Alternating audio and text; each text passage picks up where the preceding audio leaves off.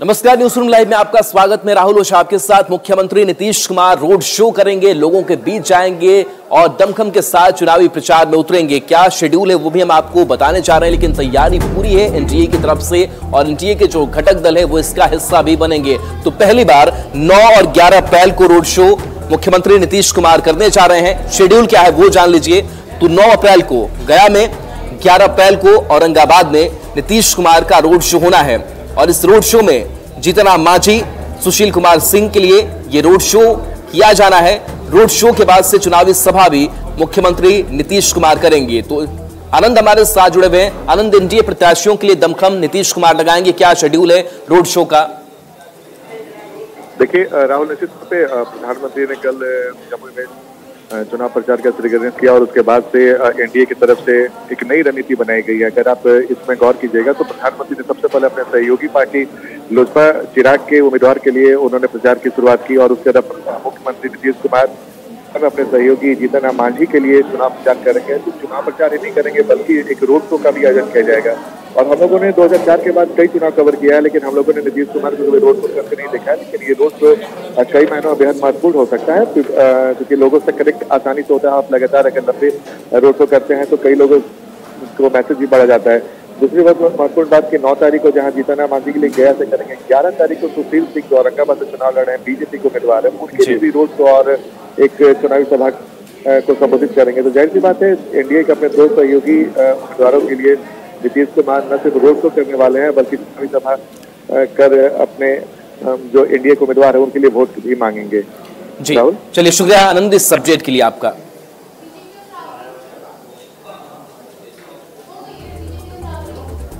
पटना से बड़ी खबर है, जहां स्कूलों की टाइमिंग का मुद्दा एक बार फिर से गर्माता हुआ नजर आ रहा है। गर्मी लगातार बढ़ती जा रही है और ऐसे में सवाल ये उठाया जा रहे हैं कि आखिर स्कूलों की जो टाइम है वो मॉर्निंग क्यों नहीं की जा रही, क्योंकि अभी भी स्कूलों की अगर बात करें तो 9 से 5 स्कूलों की टाइमिंग है और इसी को लेकर के सवाल उठाया गया है।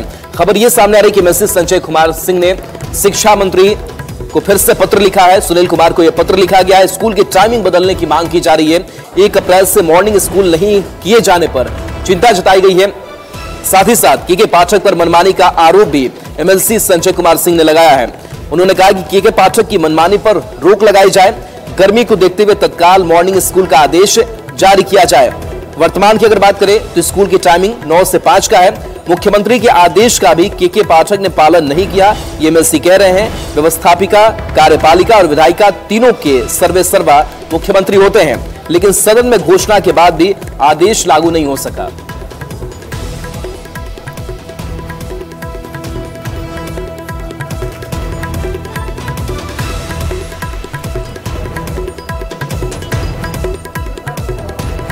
और देखिए, बिहार में स्कूलों की टाइमिंग के बदलाव को लेकर के, मॉर्निंग टाइम करने की आग्रह को लेकर के एमएलसी संजय कुमार सिंह से बात की संवाददाता रजनीश कुमार ने। स्कूल की टाइमिंग के साथ साथ यूनिवर्सिटी के अकाउंट फ्रीज को लेकर एमएलसी संजय कुमार सिंह ने शिक्षा मंत्री को पत्र लिखा है और कार्रवाई की मांग की है। सीधी बातचीत करेंगे कि आखिर जिस प्रकार से स्कूल की टाइमिंग को लेकर सीएम नीतीश कुमार ने भी एक तरह से घोषणा कर दी थी, उसके बाद उसे अमली जामा नहीं पहनाया गया, आदेश का जो है एक तरह से पालन नहीं हुआ, यूनिवर्सिटी का जो अकाउंट है वो भी फ्रीज है। आपने जो पत्र लिखा है, क्या कार्रवाई हो सकती है? देखिए, पत्र ही नहीं लिखा, हमने तो अपर मुख्य सचिव को भी पत्र लिखा और कल माननीय शिक्षा मंत्री से मिलकर और हमने स्कूल की टाइमिंग, एक तो सदन में 2 बार मुख्यमंत्री ने घोषणा की कि विद्यालय का समय सारणी 10 से 4 चलेगा। लोकतंत्र की सबसे बड़ी संस्था और उसमें मुख्यमंत्री के घोषणा के बाद भी अपर मुख्य सचिव के द्वारा स्कूल के टाइमिंग का बदलाव नहीं किया गया। यह तो लगता है कि इस लोकतंत्र में और लोकतांत्रिक व्यवस्था में एक अफसरशाह इतना तानाशाह की तरह काम करे, यह दुर्भाग्य है बिहार के लिए। और इतना ही नहीं बल्कि हठी यह की तरह यह काम करने वाला, शिक्षक और छात्रों की चिंता नहीं करने वाला यह पदाधिकारी, अभी परंपरा रही है कि गर्मी में 1 अप्रैल से विद्यालयों को, महाविद्यालयों को मॉर्निंग क्लास की शुरुआत की जाती थी विद्यालयों में, महाविद्यालयों में भी। लेकिन इतनी प्रचंड गर्मी पड़ रही है, आप प्रिंट मीडिया, इलेक्ट्रॉनिक्स मीडिया लगातार ये कह भी रहे हैं कि गर्मी इस बार भयंकर पड़ेगी, गर्मी की छुट्टी भी नहीं मिलेगी टीचर्स को, और वह मॉर्निंग क्लास तो नहीं ही किया गया और गर्मी की छुट्टियों में कटौती भी कर दी गई। बिल्कुल, तो साफ तौर से संजय कुमार सिंह ने शिक्षा मंत्री से पत्र लिखकर ये डिमांड किया है कि जिस प्रकार से स्कूली व्यवस्था जो है अब धीरे धीरे जो है चरमराने लगी है, ऐसे में जो विश्वविद्यालय है उस पर भी असर पड़ रहा है, क्योंकि गर्मी बढ़ने के साथ ही जो स्कूल है 9 से 5 अभी भी चल रहा है। ऐसे में स्कूल की टाइमिंग में जहां बदलाव की इन्होंने मांग की है, वहीं विश्वविद्यालयों में जो खाते फ्रीज हैं उसका जो साइड इफेक्ट हो रहा है, इससे भी उन्होंने अवगत कराया है। जाहिर है अब देखना होगा कि शिक्षा मंत्री की पहल के बाद के पाठक क्या एक्शन ले पाते हैं। कैमरामैन दीपक के साथ रजनीश कुमार, न्यूज़ 18 पटना। कांग्रेस आज घोषणा पत्र जारी करेगी। कांग्रेस मुख्यालय से घोषणा पत्र जारी किया जाना है और इससे घोषणा पत्र में कई अहम बिंदु हैं और खास करके मोदी के काट का जिक्र इस घोषणा पत्र में होगा, क्योंकि मोदी गारंटी की बात कर रहे हैं तो इसमें भी गारंटी की बात होगी और इसकी पूरी तैयारी कर रखी गई है। बता दें कि मल्लिकार्जुन खड़गे इस घोषणा पत्र को जारी करेंगे, जिस दौरान राहुल गांधी और सोनिया गांधी की भी मौजूदगी रहेगी। 5 न्याय और 25 गारंटी घोषणा पत्र के मुख्य एजेंडे होंगे। कांग्रेस 10 करोड़ न्याय पत्र देश भर में बांटेगी। लोकसभा चुनाव के लिए कांग्रेस घोषणा पत्र जारी करेगी। घोषणा पत्र 5 न्याय और 25 गारंटी पर आधारित होगा। 30 लाख सरकारी नौकरी, एमएसपी कानून, जाति जनगणना का वादा, सच्चर कमेटी की सिफारिशें लागू करने, साथ ही महिलाओं के लिए 6,000 महीना और केंद्र सरकार की नौकरियों में 33% आरक्षण का जिक्र हो सकता है।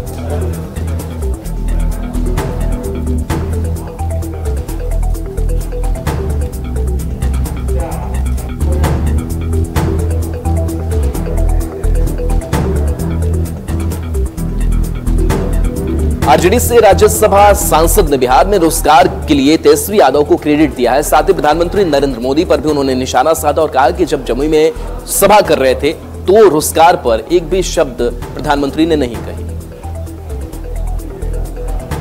नौकरी मतलब तो लोग बोल रहे थे तेजस्वी, नौकरी पे बोले एक शब्द, क्या बात कर रहे हैं।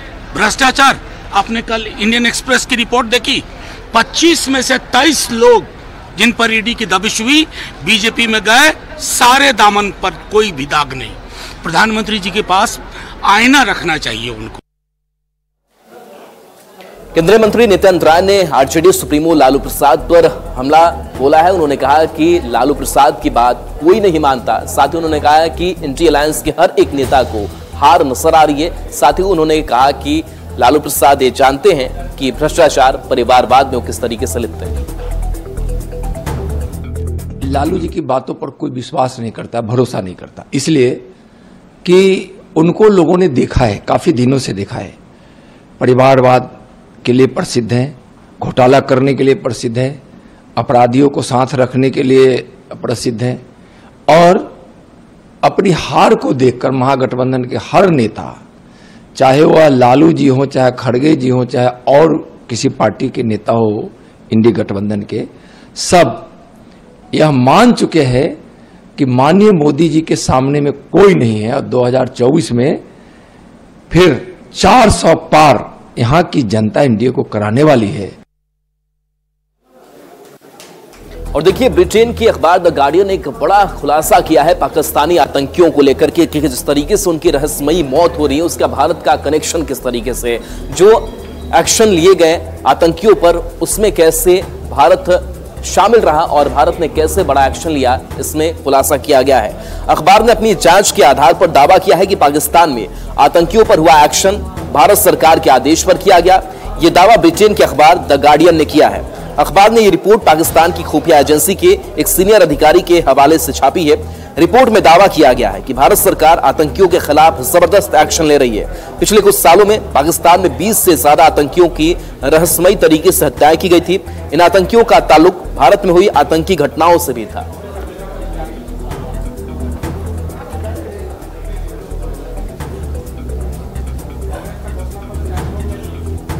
और आइए आपको वो बयान सुनाते हैं जो प्रधानमंत्री नरेंद्र मोदी ने कल जमुई में कहा था। भारत वही महान पाटलिपुत्र और मगध वाला भारत है। भारत वही चंद्रगुप्त मौर्य वाला भारत है। आज का भारत घर में घुसकर मारता है।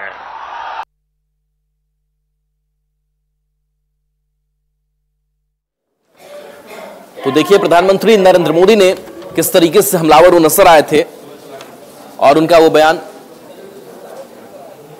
और देखिए ये तस्वीर भी हम आपको दिखा रहे हैं। और कैंसर का इलाज करा रहे बिहार के पूर्व मुख्यमंत्री सुशील कुमार मोदी से केंद्रीय राज्य मंत्री नित्यानंद राय और राष्ट्रीय लोक मोर्चा के अध्यक्ष उपेंद्र कुशवाहा ने मुलाकात की है और उनका हालचाल जाना है और समझने की कोशिश की है कि क्या कैसी उनकी हालत है, क्योंकि कैंसर का इलाज करा रहे हैं सुशील कुमार मोदी। और सुशील कुमार मोदी की अगर बात करें, जब वो कैमरे के सामने आए तो बेहद वो कमजोर नजर आ रहे थे। ऐसे में स्वास्थ्य की चिंताएं जो हैं वो नेताओं के लिए भी बढ़ी हुई है कि आखिर सुशील कुमार मोदी कब तक रिकवर हो जाएंगे, कब तक वो ठीक हो जाएंगे। और इसी कड़ी में मुलाकात उनसे नित्यानंद राय ने भी की है और साथ ही मुलाकात उनसे उपेंद्र कुशवाहा ने की है। तो दोनों ने मुलाकात करके उनके जल्द ठीक होने की कामना की है। तस्वीर हम आपको दिखा रहे हैं, कमजोर नजर आ रहे हैं सुशील कुमार मोदी और सहारे के जरिए उनको गाड़ी में बिठाया जा रहा है। पूर्व डिप्टी सीएम सुशील कुमार मोदी के आवास पर दोनों नेताओं ने मुलाकात कर जल्द ठीक होने की कामना की। हालचाल लेने के बाद नित्यानंद राय ने कहा कि सुशील कुमार मोदी जल्दी ठीक होंगे। अध्यक्ष उपेंद्र कुशवाहा ने भी कहा कि सुशील कुमार मोदी जल्द स्वस्थ हो जाएंगे। लोग कैंसर से भी जंग जीत रहे हैं। सवार उनको शीघ्र ही फिर सामाजिक सेवा में वापस करेंगे। ईश्वर चुनाव का समय ऐसे में बड़े नेता का तबीयत खराब हो जाना कितना असर भी पड़ेगा क्या चुनाव? देखिए, हमारे बिहार के सबसे बड़े नेता हैं और स्वाभाविक है कि कुछ समय के लिए अस्वस्थ हुए हैं। और देखिए उपेंद्र कुशवाहा ने मुलाकात को लेकर भी कहा, सुशील कुमार मोदी को भरोसा भी दिलाया और साथ ही उन्होंने मीडिया के कैमरे के सामने भी कहा कि कैंसर अब ऐसी बीमारी नहीं रह गई है कि जिससे अब जंग नहीं जीता जा सके। लोग आसानी से अपना जीवन जी रहे हैं। मुलाकात करने आए थे, तबीयत के बारे में तो सब लोगों को मालूम है, जानकारी उन्होंने खुद ही दी है, लेकिन हमने कहा है कि बिल्कुल पॉजिटिव रहने की चीज है। अब पहले वाली स्थिति नहीं है इस मामले में भी। डायग्नोसिस होने के बाद इलाज ठीक से होने पर 10 साल 15 साल 20 साल आदमी पॉजिटिव रहता है और हर कुछ ठीक रहता है। तो हमने उनसे भी कहा है कि बिल्कुल चिंता मत कीजिए, पॉजिटिव रहिए और लाखों करोड़ों लोगों की शुभकामना आपके साथ है। और वाकई सच में हम तो देख रहे हैं कई लोग जिनको हम जान रहे हैं वो 10 साल 15 साल 20 साल से भी इलाज करा रहे हैं और स्वस्थ चल रहे हैं, इसलिए कोई चिंता की बात नहीं। आरा के जगदीशपुर से खबर है, जहां पर मंदिर के दरवाजे पर बैठने से मना करने पर एक शख्स ने हत्या कर दी। बताया जा रहा है कि चाकू से वार करके इस हत्याकांड को अंजाम दे दिया गया। पुलिस पूरे मामले की तफ्तीश कर रही है, लेकिन सवाल ये उठ रहा है कि नशे में धुत इस शख्स ने अंजाम दिया है। जिस बिहार में शराबबंदी है और जानकारी के मुताबिक मृतक राजमिस्त्री था, जिसके शाम को घर वापस आने के दौरान ये घटना हुई। घटना के बाद सैकड़ों लोगों की भीड़ मौके पर जुट गई। आरोपी चाकू मारकर मौके से फरार हो गया। घटना के बाद स्थानीय पुलिस मौके पर पहुंची और मामले की कार्रवाई कर रही है। क्या हुआ था कि एक दूसरे के दरवाजा पे जाकर बैठा हुआ था, वो घर वाला उसको बोल रहा था कि तुम जाओ यहाँ से। ये भी बोलने लगा जाके तुम लोग यहाँ बैठ के क्या करता है, जाओ अपना घर पे। तलतने में बजना बजनी कर दिया, छुरा निकाल के घुसेड़ के भाग। मुंगेर लोकसभा सीट का चुनाव बेहद दिलचस्प होता जा रहा है, क्योंकि एक तरफ जेडीयू से ललन सिंह है तो दूसरी तरफ कुमारी अनीता जो है वो आरजेडी से उम्मीदवार बनाई गई हैं। और ऐसे में दोनों का नॉमिनेशन भी होना है। दोनों अपने अपने तरीके से दावे कर रहे हैं, लोगों से संवाद भी कर रहे हैं। और बता दें कि जेडीयू के पूर्व राष्ट्रीय अध्यक्ष राजीव रंजन सिंह और ललन सिंह की तरफ है तो दूसरी तरफ आरजेडी से कुमारी अनीता के बीच सीधा मुकाबला यहां पर है। दोनों प्रत्याशियों के नामांकन की तिथि तय हो चुकी है। कुमारी अनीता की बात करें तो 19 अप्रैल को और ललन सिंह 20 अप्रैल को अपना नामांकन पर्चा दाखिल करेंगे। दोनों प्रत्याशी अपनी अपनी तरह से मतदाताओं का विश्वास जीतने की कोशिश कर रहे हैं। एक ओर जहां राजीव रंजन सिंह ने विकास को मूल मंत्र बनाया है, तो वहीं दूसरी ओर अनीता कुमारी महिलाओं को अधिकार दिलाने की बात करती नजर आ रही है। बता दें कि मुंगेर के 6 विधानसभा क्षेत्र में से सिर्फ जमालपुर में आरजेडी गठबंधन दल कांग्रेस का कब्जा है। इस देश के प्रधानमंत्री आदरणीय नरेंद्र मोदी जी का नारा है सबका साथ, सबका विकास, सबका विश्वास। मुख्यमंत्री नीतीश कुमार जी का नारा है न्याय के साथ विकास। न्याय के साथ विकास का मतलब होता है समाज के हर तबके का न्याय और पूरे प्रदेश का विकास जो हुआ है। तो हम लोग विकास करते हैं, किए हैं, हमारी सरकार ने विकास किया है। इस देश में आदरणीय प्रधानमंत्री नरेंद्र मोदी जी ने काम किया है, विकास किया है। हम लोग विकास के नाम पर वोट मांगते हैं और विरोधी लोकतंत्र में किसी को भी चुनाव लड़ने का हक है, कोई भी चुनाव लड़ सकता है। हम लोग वोट विकास पर मांग रहे, उनको जिस पर मांगना हो मांगे। ये जिम्मेदारी है हमारी कि महिलाओं की हर संभव प्रयास करूं, उनके सुख दुख को सुनने की, समझने की और उसे इम्प्लीमेंट करवाने की। अगर मैं जीत के आती हूं तो जीवन में तो हमेशा एक चैलेंज होती ही है, ये भी एक चैलेंज है, लेकिन इस चैलेंज को बखूबी ईश्वर का आशीर्वाद समझ के मैं समर्पित हो चुकी हूँ।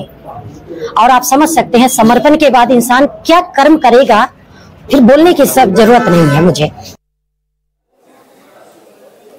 आरा से बड़ी खबर है, जहां बिहार में बड़ा हादसा सामने आया है। बताया जा रहा है कि सड़क पर एक विशालकाय पेड़ गिर गया जिसमें 3 लोग दब गए। वहीं स्थानीय लोगों ने काफी सूझबूझ दिखाई और काफी जल्दबाजी में उन लोगों को वहां से निकाला गया और बताया जा रहा है कि इनको अस्पताल में भर्ती कराया गया है। फिलहाल सभी की स्थिति खतरे से बाहर है। पूरा मामला बिहार थाना क्षेत्र के बिहार कत्या रोड की है, जहां रासा बाजार चौक के समीप यह घटना घटी। भीड़ भाड़ वाले इलाके में घटना होने से लोगों ने तत्परता दिखाते हुए पेड़ को हटाया और घायलों को अस्पताल में ले जाकर भर्ती किया। फिलहाल तीनों की हालत खतरे से बाहर बताई जा रही है।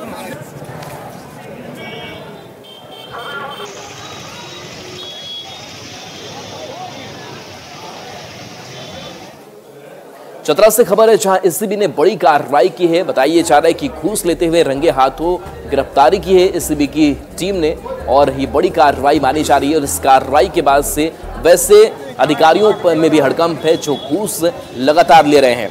बताया जा रहा है कि भ्रष्टाचार निरोधक ब्यूरो हजारीबाग की टीम ने पंचायत सचिव अजय साव को घूस लेते रंगे हाथ गिरफ्तार किया। बताया जा रहा है कि पीसीसी सड़क निर्माण के बदले उसने पैसे की मांग की थी, जिसकी शिकायत ठेकेदार धर्मेंद्र साहू ने एसीबी से की थी। जांच के बाद शिकायत सही पाने जाने पर रिश्वत लेते उसे रंगे हाथ गिरफ्तार कर लिया गया। इस कार्रवाई से अब विभाग में हड़कंप देखने को मिल रहा है। अधिक जानकारी दे रहे हैं संवाददाता सुशांत सोनी। भ्रष्टाचार के विरुद्ध एसीबी टीम हजारीबाग ने फिर से एक बार बड़ी कार्रवाई की है। अगर हम इस पूरी कार्रवाई की बात कर ले तो चतरा जिले के सदर प्रखंड अंतर्गत दरियातू और लेम पंचायत के एक पंचायत सेवक अजय साव को 5,000 रुपए घूस लेते रंगे हाथ गिरफ्तार किया है। अगर हम इस पूरी कार्रवाई की बात कर ले तो सरकार के 15वीं वित्त आयोग योजना के तहत एक सड़क का निर्माण करवाया जा रहा था, जिसको लेकर पंचायत सेवक के द्वारा संवेदक से 5,000 रुपए रिश्वत की मांग की गई थी और जो संवेदक है वो घूस नहीं देना चाह रहे थे, जिस पर इन्होंने जो है एसीबी टीम हजारीबाग को जो है इसकी शिकायत की और इस शिकायत के आधार पर एसीबी टीम हजारीबाग ने पूरे मामले की जो है छानबीन किया और यह जो है घूस लेने का मामला सत्य पाया गया, जिसके आधार पर कार्रवाई हुई और कार्रवाई में जो है 5,000 रुपए घूस लेते पंचायत सेवक अजय साव को एसीबी टीम ने हजारीबाग एसीबी टीम ने जो है वो रंगे हाथ गिरफ्तार कर लिया है। आपको बताते चले कि इस बार की जो यह कार्रवाई हुई है एसीबी टीम की 5वीं कार्रवाई मानी जा रही है। ऐसे कार्रवाई से कहीं ना कहीं अब विभागों में जो है हड़कंप जरूर देखने को मिल रहा है। सुशांत सोनी, न्यूज 18 हजारीबाग। खबर गिरिडीह से है, जहां पर खनन को लेकर के, पत्थर उठाव को लेकर के लगातार मारपीट की घटनाएं सामने आ रही है और ऐसे में दो गुट आपस में भिड़ते हुए लगातार नजर आ रहे हैं और ऐसी घटनाएं लगातार सामने आ रही है। जो तस्वीर हम आपको दिखा रहे हैं, जहां राज्य सरकार की नई टीम में चल रहे पत्थर खदान में अवैध हेवी ब्लास्टिंग हो रही है। यहाँ एक तरफ जहां अनुमति से अधिक मात्रा में पत्थर निकाला जा रहा है, वहीं पत्थर ढोने के लिए हाईवा ड्राइवर एक दूसरे से मारपीट भी कर रहे हैं।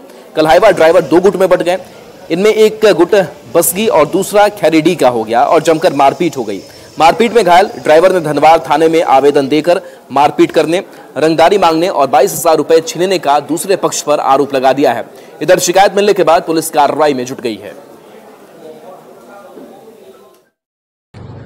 मैं गाड़ी जा रहा था लोड करने के लिए सुबह और खरीदी में सब टक्कर उठल लगा दिए PWD रोड में और उन लोग बोला उतरो। उतरने के बाद उन लोग दादागिरी करने लगा खरीदी में। हम बोले भाई खरीद दादागिरी कीजिएगा, हम लोग का मालिक भेजा है हम लोग बोला उतरो न, उतरने के बाद उन लोग मारने लगा, लोहा से डंडा से मारने लगा सब। और इस बीच खबर जमशेदपुर से है, जहां पर हुक्का बार का खुलासा किया गया है। और जब इस रेस्टोरेंट में इस बार में जब टीम पहुंची तो देखा कि वहां पर युवतियां अश्लील डांस कर रही हैं। कईयों को आपत्तिजनक हालत में पकड़ा गया। बताया जा रहा है कि काफी छिपे हुए तरीके से इस पूरे ऑपरेशन को अंजाम दिया गया है। अश्लील डांस की खेल का खुलासा हुआ है। मानगो थाना क्षेत्र की ये पूरी घटना सामने आई है। यहां से आपत्तिजनक हालत में डांस करती 10 युवती को हिरासत में लिया गया है। सभी युवतियां पश्चिम बंगाल और महाराष्ट्र की रहने वाली हैं। दरअसल मानगो में NH 33 पर एक रेस्टोरेंट में धालभूम SDO ने ग्राहक के रूप में एंट्री की, जिसके बाद इसका खुलासा हुआ।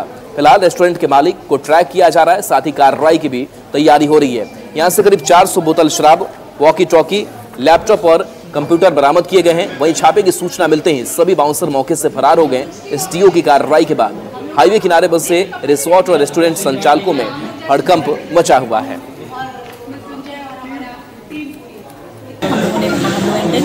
नॉर्मल कस्टमर्स की तरह बैठे हुए जो भी इन लोगों के मतलब ड्रिंक्स वगैरह जो सर्व हो रही थी वो मतलब हम लोग ने परचेज़ वगैरह किया। और यहाँ पे कई कस्टमर्स बैठे हुए थे, लड़कियाँ डांस कर रही थी, बारी बारी से आके वो लोग डांस कर रहे थे। मतलब उसके बाद और जो कस्टमर्स बैठे हुए थे ड्रिंक्स और हुक्का वगैरह चल रहा था और वो लोग उन लोगों पे मतलब पैसे फेंक रहे थे जैसे नॉर्मल होता है। और फिर हम लोगों ने नीचे मतलब फ़ोन किया, दलपति ने जाके इन्फॉर्म किया। इन्फॉर्म करने के बाद थाना बिल्कुल जिसको जैसे ही उसको खबर मिली थाना बिल्कुल मुस्तैदी से तुरंत यहाँ पे पहुँचा। फिर महिला थाना की भी टीम आ गई।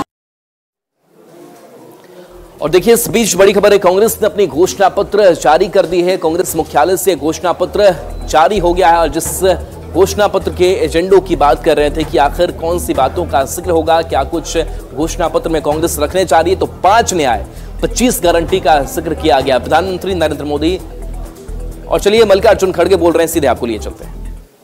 और इसकी गारंटी भी हमने दी है। इन 5 पिलर्स में से 25 गारंटी निकलते हैं। हर 25 गारंटी ने किसी ना किसी को लाभ मिलने का इसके अंतर्गत यहाँ पर हमारे मैनिफेस्टो में भी है और इसके लिए जो हम पहले से ही करते हुए आए हैं वो भी हमने इसका उल्लेख किया है। मैं कुछ बातें आपके सामने रखना चाहता हूं। खासकर युवा न्याय के तहत हर शिक्षित युवा की पहली नौकरी अप्रेंटिसशिप के साथ पक्की हो जाए, ऐसी एक गारंटी हम दे रहे हैं। और उसके लिए हम 1 लाख रुपए, उसके लिए हम एक अप्रेंटिसशिप कोर्स करने वालों को खर्च करेंगे। और इससे ये फायदा होगा, किसी ना किसी जगह उसको पक्की नौकरी मिलेगी, क्योंकि ये स्किल डेवलपमेंट के तहत और बहुत से इंडस्ट्रीज में इनको काम मिलेगा। नारी न्याय के तहत गरीब परिवार की महिला को सालाना 1 लाख की मदद देंगे। कोई तालियां नहीं बजा रहे, क्या बात है। गरीब परिवार की महिला को सालाना 1 लाख की मदद देंगे। और किसान न्याय के तहत किसानों की कर्ज माफी और MSP कानून की गारंटी भी हम देंगे। और श्रमिक न्याय, इसके तहत मनरेगा में भी 400 रुपए ये न्यूनतम, कम से कम 400 रुपए मजदूरी दिया जाएगा। हिस्सेदारी न्याय में सामाजिक आर्थिक समानता के लिए हर व्यक्ति और हर वर्ग की गिनती या जातीय जनगणना होगी, जिससे सबको फायदा होगा या किसी के तो 5 न्याय 25 गारंटी का जिक्र कांग्रेस के घोषणा पत्र में। और चलिए न्यूज रूम लाइव में इतना ही। न्यूज़ 18 बिहार झारखंड पर खबरें आपके लिए लगातार जारी हैं।